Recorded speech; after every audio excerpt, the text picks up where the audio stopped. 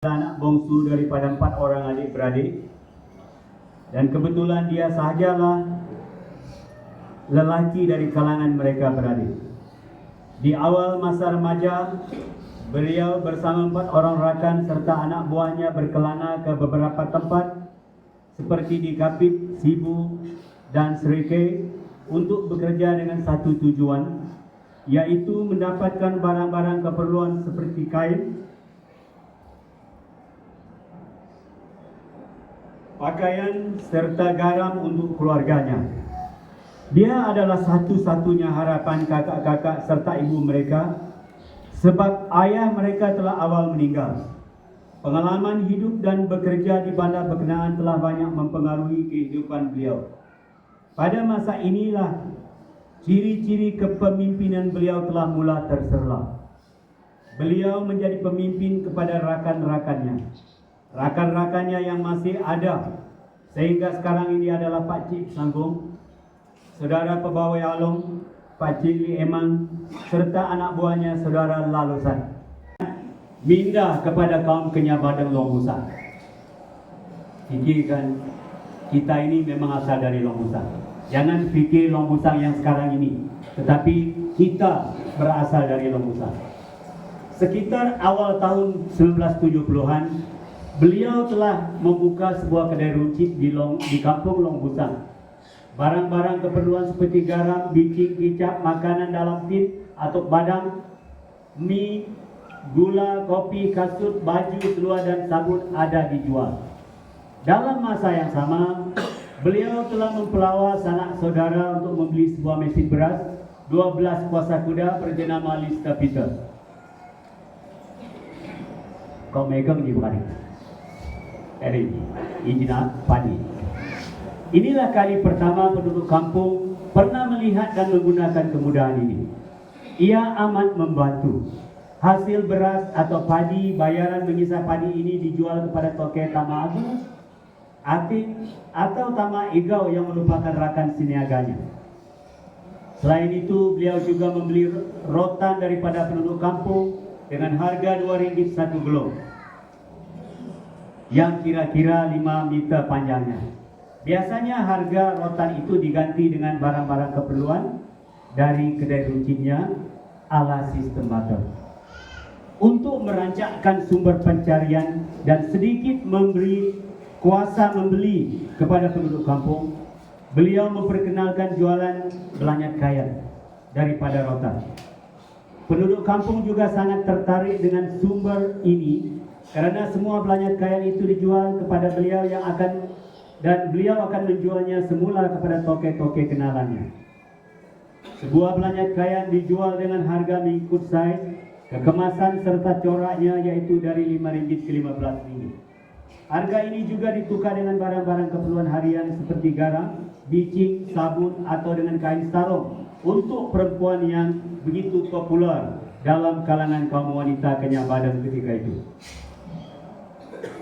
Bagi kaum lelaki bujang atau yang sudah berkahwin yang ingin mencari rezeki berkuli peselai di bandar-bandar besar seperti Kapit, Sibu dan Miri, mereka juga bergantung kepada penjualan rotan dan belanyat kain untuk tambang perahu kargo dari Long Busang ke Belaga dan seterusnya ke Kapit dan Sibu.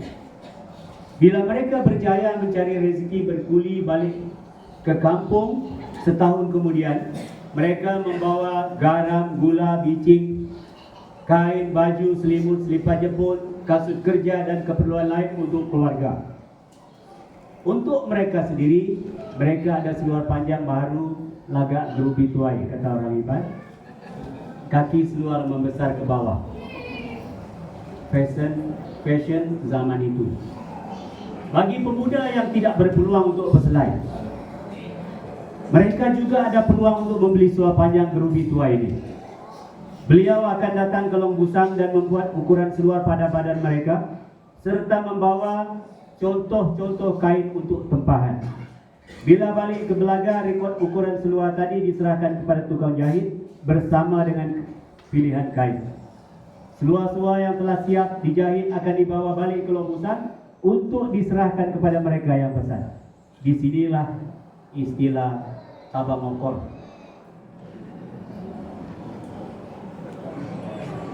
Terkenal mula-mula dalam kalangan orang Barat.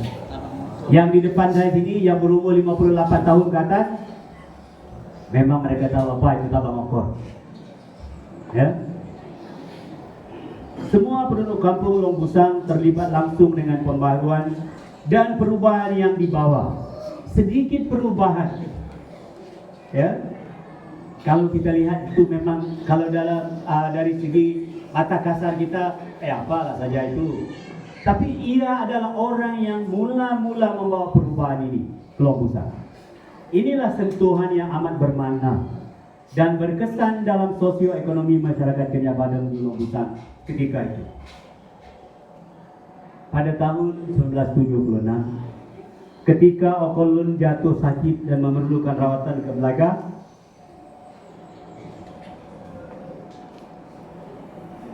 atas nasihat pembantu perubatan yaitu Encik Awang Salihin, penghulu PT Deno, istri bersama 2 orang anaknya Linggi dan Yamin, adik iparnya Jan Tusau, serta kedua-dua mertuanya turun ke Belaga untuk mendapatkan rawatan selanjutnya. Bagi beliau untuk kembali ke Long Busang setelah mendapat rawatan ketika itu menelan belanja yang cukup besar dan di luar kemampuan. Tambahan pula tidak ada pengangkutan awam. Perahu Tama Agu, Tama Egau memang ada, tetapi mereka ini hanya akan mudik Sungai Batang Rajang hingga ke Long Busang kalau ada penumpang yang mencukupi atau untuk menampung kos dan keuntungan.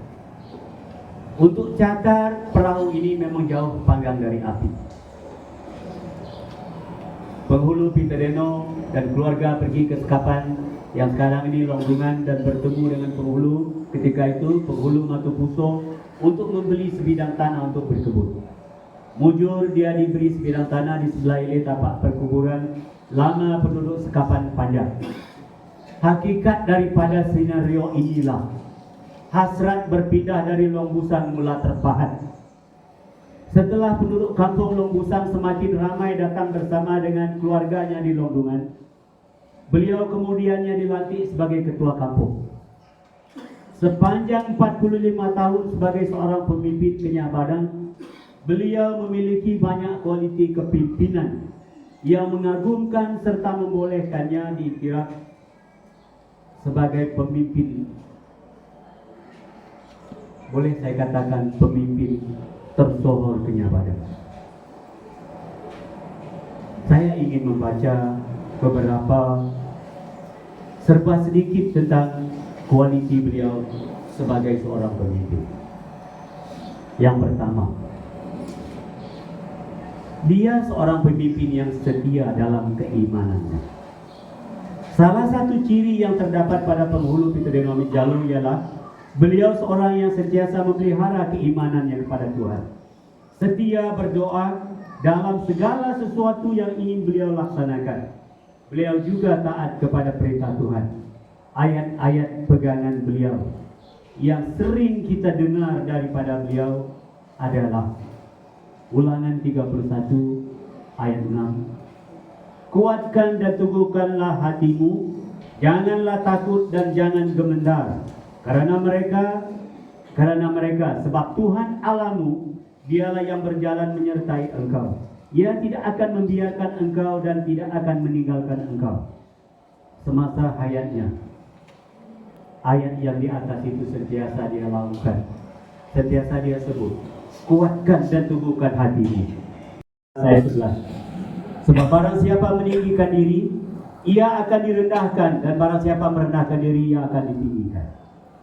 Kedua-dua ayat ini bukan saja sentiasa diucapkan oleh beliau, tetapi juga berpegang teguh kepada ayat-ayat ini. Pemimpin yang sentiasa merendahkan diri dan berani dalam menegakkan kebenaran. Yang kedua, Pitedeno Jalung adalah seorang pemimpin yang berketerampilan. Dalam kehidupan seharian, beliau sentiasa kelihatan berpakaian kemas, walaupun semasa hendak bekerja di kebun. Kita akui itu kan. Tidak pernah selekeh. Keterampilannya cukup membicara tentang kepribadian seorang pemimpin seperti dia. Pembawaannya adalah penuh adab dan sopan bicara. Dia tidak pernah duduk di bangku sekolah.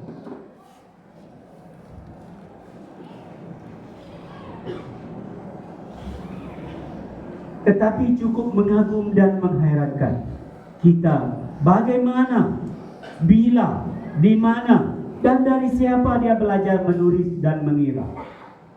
Dia pandai membaca, menulis, mengira, dan berbahasa Malaysia. Di koceknya ada pena, di tangannya ada buku nota, bersedia untuk menulis, mencatat buah minda dan ilmu yang berguna buat catatan untuk hari muka. Ucapannya adalah sungguh bijaksana. Tutur katanya disusun indah supaya tidak satu pun katanya yang menyinggung mana-mana orang yang mendengarnya. Percakapannya adalah yang benar, berguna, bermanfaat, dan yang berupa nasihat.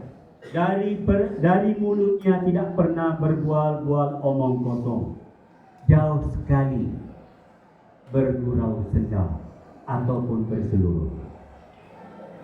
Ketiga, dia adalah seorang yang mempunyai sikap rendah diri.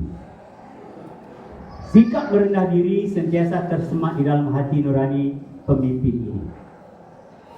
Ayat petikan yang saya bacakan tadi itu dalam pegangan.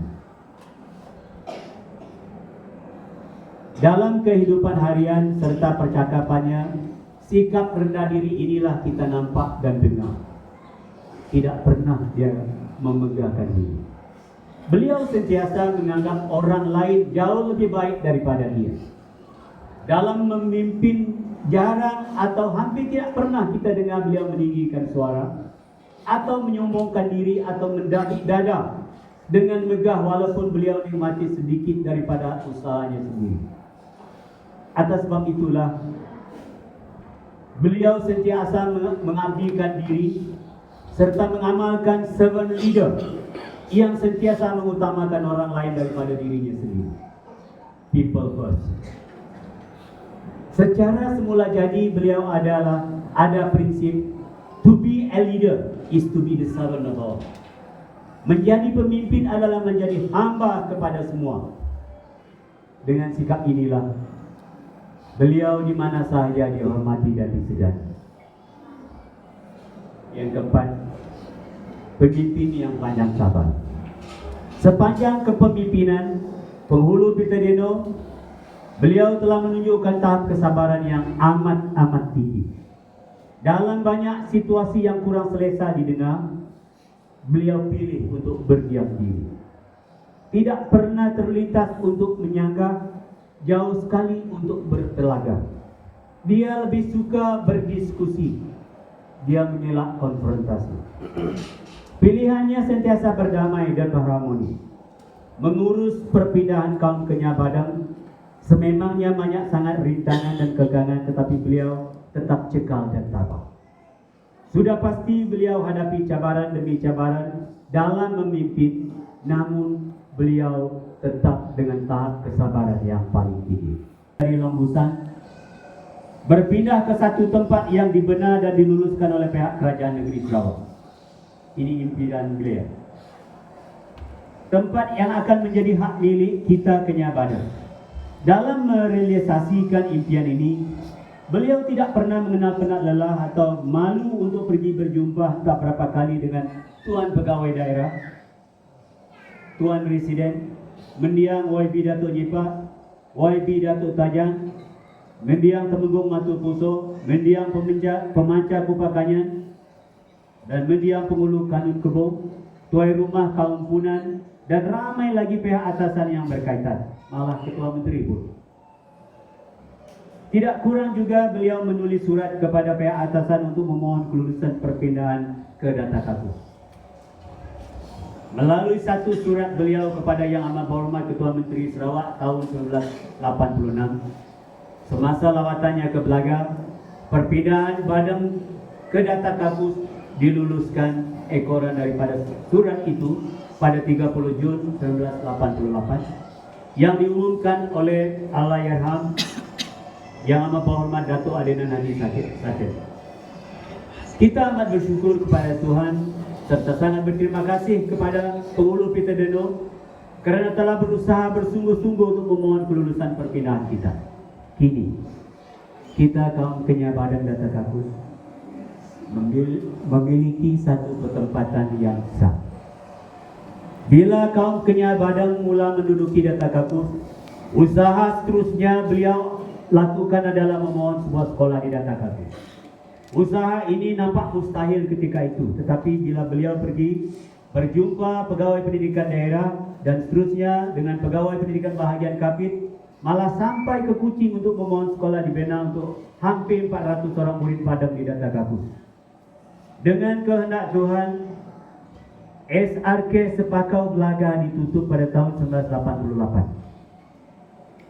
Dan disebabkan pihak Jabatan Pendidikan tidak ingin sekolah akan berkurangan di daerah Belaga, maka peruntukan SRK Sepakau Belaga ditukar ke Sekolah Rendah Kebangsaan Ulu Kakus Belaga yang mula beroperasi 1 Disember 1988. Dan Penghulu Peter Deno adalah yang dipertua Paya Biji yang pertama. Satu kebetulan tetapi benar.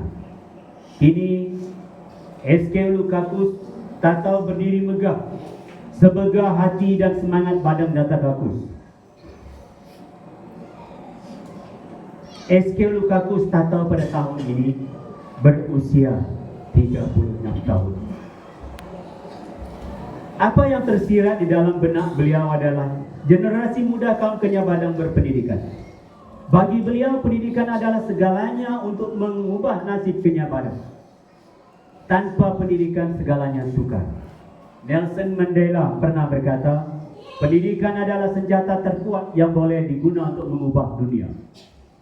Beliau sentiasa nasihatkan dengan tidak jemu-jemu sejak dari mula lagi supaya kanak-kanak bersekolah. Justru kempen Satu Keluarga Seorang Graduan telah diilhamkan oleh beliau di Kampung Data Kakus satu ketika dulu. Hari ini kita bersyukur kita hampir mencapainya. Generasi muda Badang kini lebih daripada 100 orang telah graduate setelah 45 tahun, yaitu dari 1980 hingga 2024. Lihatlah generasi muda kita. Kebanyakan mereka berpendidikan tinggi dan punya profesi yang amat kita banggakan. Badang kecapi nikmat pendidikan, taraf ekonomi keluarga yang stabil. Impian pemimpin ulung kita tercapai. Kini kita boleh berdiri sama tinggi dan duduk sama rendah dengan kaum lain. Sungguh hebat pencapaian kita kerana pemimpin kita. Dari segi sosioekonomi, beliau ingin melihat kaum Kenyah Badang mempunyai sumber pendapatan yang stabil dan konsisten. Beliau sentiasa menggalakkan penanaman tanaman komoditi seperti koko, lada, getah dan sawit. Ini adalah salah satu cara untuk meningkatkan sosioekonomi keluarga. Sosioekonomi yang mantap memudahkan kita menyekolahkan anak-anak kita. Dari segi sumber pendapatan, penduduk kampung Data Kakus kini berbangga kerana mempunyai sumber pendapatan melalui penanaman kelapa sawit. Menyekolahkan anak, pergi berubat tidaklah menjadi igawan malam berbanding suatu masa dahulu. Yang keenam, kepimpinan melalui teladan. Leadership by example. Menjadi seorang pemimpin yang berkesan, beliau telah menjadi suri teladan bagi kaum Kenyah Badang. Bila kerajaan adakan program pemasmian kemiskinan dalam kalangan masyarakat dengan menggalakkan penanaman koko, lada dan kini sawit, beliau menggalakkan semua penduduk kampung supaya terlibat dengan menanam, sambil beliau sendiri menanam jauh lebih banyak daripada penduduk kampung. Beliau sentiasa melaksanakan apa yang dikatakan. Walk the talk. Yang ketujuh, pemimpin yang bertanggung jawab. Kini setelah 45 tahun kepimpinan beliau, Rata-rata kaum Badang Datak Kakus telah memiliki kad pengenalan seperti kaum lain. Tidaklah kita malu. Kalau pergi mana-mana kita segan, kita was-was untuk ditahan oleh pihak berkuasa. Sekarang ini semua kita jalan seperti orang lain dengan berkeyakinan tinggi. Hampir semua kita sudah ada kad pengenalan. Ini adalah usaha beliau. Dia telah membuat tinjauan dari semasa ke semasa untuk mengenal pasti siapa yang tidak ada kad pengenalan. Beliau telah pergi ulang alik ke Kuching pada awal tahun 1980-an untuk merayu dan memohon daripada pihak Jabatan Pendaftaran Negara melalui wakil rakyat kita. Kita bersyukur semuanya terlaksana. Puji Tuhan kerana ada pemimpin seperti dia. Saudara-saudari sekaumku, hari ini kita merakamkan setinggi-tinggi penghormatan dan penghargaan kepada seorang tokoh yang berwibawa ini. Penghulu Pitadenau Amit Jalong memiliki ciri-ciri dan ketokohan yang tiada galanggan. Seorang yang hadir di kalangan kita hanya sekali dalam beberapa dekad untuk meninggalkan kesan mendalam terhadap masyarakat kaum Kenyah Badang dan masyarakat sekitar kita. Kita akan sentiasa mengenangkan jasa dan pengorbanan pemimpin Ulu ini. Kepada semua ahli keluarga, immediate family, extended family, Kenyah Badang Datak Kakus turut berkongsi kesedihan dan kepiluan yang amat dalam seperti yang Anda rasakan. Salam takziah yang amat mendalam. Kita harap kepiluan Anda sekeluarga sedikit sebanyak terubat apabila mengenang hakikat bahawa tokoh ini, yaitu penghulu Pitadenau Amit Jalong, sebenarnya telah menikmati kehidupan dan hayat yang cukup lega, berbangga lagi bermakna kerana kaum Kenyah Badang Datak Kakus telah kini dapat berdiri sama tinggi dan duduk sama rendah dengan kaum lain. Malah kini kita disegani. Kita sangat berhutang budi kepada beliau. Izinkan saya membacakan serangga pantun. Pisang emas di bawah belayar, masak sebiji di atas peti. Hutang emas boleh dibayar, hutang budi di bawah mati. Saya tambah lagi dengan pepatah Melayu yang juga berkata, harimau mati meninggalkan belang, manusia mati meninggalkan nama. Hampir Ulu, saya telah banyak berceloteh, bercerita kisah nyata tentang Bik Ulu yang telah berjasa kepada kaum Kenyah Badang sebagai seorang pemimpin yang ulu. Maafkan saya sekiranya terkasar bicara, tersilap kata dan istilah. Tegatawai timiku mungpe, akhir kata selamat pulang ke surga kekal perwiraku. Terima kasih.